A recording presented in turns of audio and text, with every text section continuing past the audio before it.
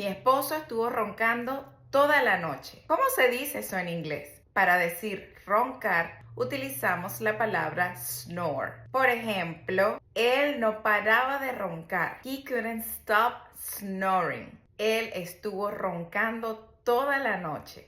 He was snoring all night.